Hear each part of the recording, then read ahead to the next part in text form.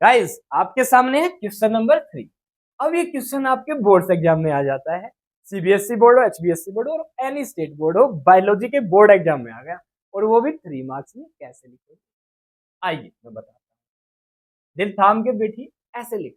कितने कंपोनेंट होते हैं इकोसिस्टम के? ब्लू पेन से लिखोगे 4 component. There are 4 component of an ecosystem. कौन से? Number 1 is productivity, number 2 is energy flow, number 3 is decomposition, number 4 is nutrient cycle. ठीक है, आ गया भाई।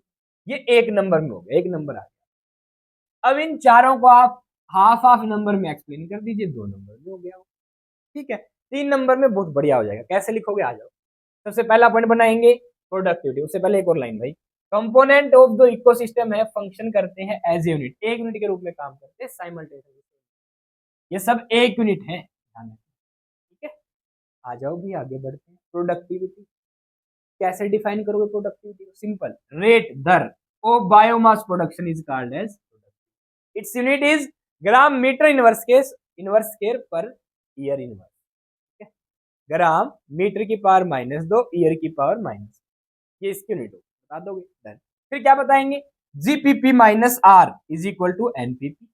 अब ये जीपीपी और आर और एनपीपी क्या है? जीपीपी होता है ग्रोस प्राइमरी प्रोडक्टिविटी, आर होता है रेस्पिरेटरी लॉस, एनपीपी होता है नेट प्राइमरी प्रोडक्टिविटी। ये बता दोगे, ठीक है। अब गाइस नेट प्राइमरी प्रोडक्टिविटी से क्वेश्चन आता है बोर्ड में, नीट में डायरेक्ट।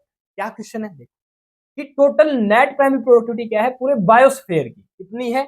170 बिलियन टन, एनसीईआरटी में डायरेक्ट दे रखा है, और वो भी ड्राई वेट है, ध्यान रखना।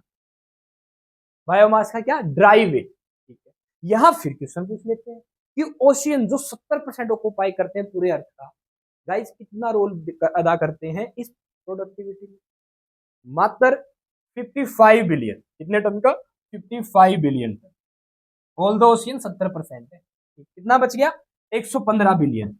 115 बिलियन टन यहाँ की प्रोडक्टिविटी है। टेरेस्ट्रियल इकोसिस्टम, लैंड जमीन धरती पे होती है, पानी में नहीं, समझ रहे हो?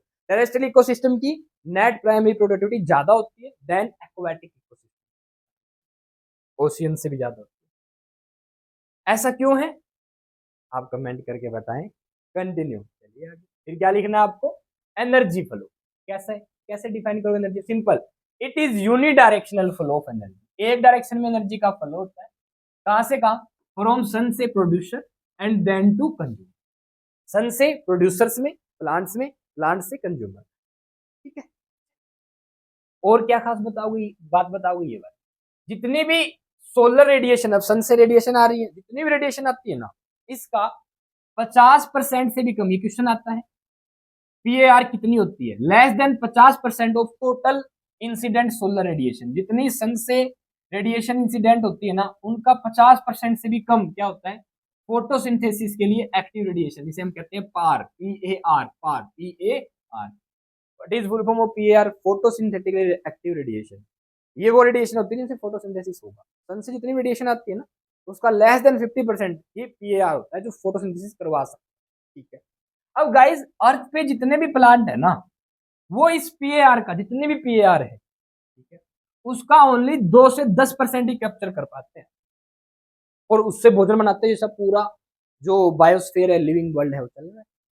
इसका मतलब केवल 2 से 10% एनर्जी जो सन से हमें, पीएआर की 10% एनर्जी जो सन से मिलती है, वही इस पूरे बायोस्फीयर को बेटा क्या करती है? सस्टेन करके रखती है। Next, decomposition. इतना ही लिखना है बस। डिकम्पोजिशन क्या होती है? The process of break down, तोड़ने की प्रोसेस, किसको? कॉम्प्लेक्स ऑर्गेनिक मैटर, किसमें? इनटू इनऑर्गेनिक सब्सटेंस, जैसे CO2, water, nutrients, carbon, phosphorus, sulphur elements के फॉर्म में, is known as decomposition. Decomposition में 5 स्टेप होते हैं, वही ध्यान रखना। कौन सा? फ्रेगमेंटेशन, लीचिंग, कैटाबोलिज्म, ह्यूमिफिकेशन और मिनरलाइजेशन। 5 स्टेप होते हैं। ठीक है, FLCHM, फल, फल CHM, फलचम, चार्मिंग फल। Next, nutrient cycling. Nutrient cycling क्या होता है? The movement of nutrient element through the various component of ecosystem. एक इकोसिस्टम के जो कंपोनेंट्स हैं, इनके अंदर से न्यूट्रिएंट्स का मूवमेंट होता है, क्या कहलाता है? Nutrient cycling. जैसे gaseous and sedimentary cycle, gaseous जो गैसेस के साइकिल होते हैं, जैसे CO2 carbon dioxide cycle, carbon cycle कह सकते हो, और नाइट्रोजन साइकिल। सेडिमेंट्री साइकिल जो सॉलिड फॉर्मेट वाले एलिमेंट्स के होते हैं, जैसे फॉस्फोरस साइकिल, सल्फर साइकिल। ठीक है, हो गया फिनिश। That's all. ये लिख के आना अगर क्वेश्चन आ जाए। Thank you. 3 मार्क्स में, 4 मार्क्स में, 5 मार्क्स में आ जाते हैं आप। ठीक है गाइज, इच ये जो कंपोनेंट, इनको हम अलग अलग वीडियो में अलग अलग वीडियो में आपको मिल जाएगा, जिनका लिंक डिस्क्रिप्शन में चैनल पे है।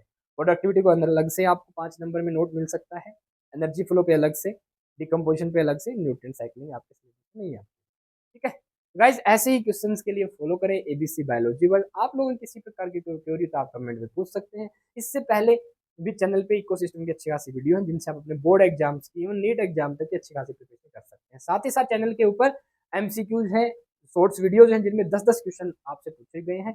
ये क्वेश्चन डायरेक्ट आपके बोर्ड एग्जाम्स के लिए ही है, पहले पूछे गए क्वेश्चन ही हैं। 10-10 क्वेश्चन आपको एक एक वीडियो मिल जाएंगे। इनको एक बार देख लें, अपनी आंखों से निकाल लें, आपको कन्फर्म हो जाएंगे, बस सीधा एग्जाम में आएगा tick. That's. Thank you so much. मस्त रहें, स्वस्थ रहें, ऑल द बेस्ट।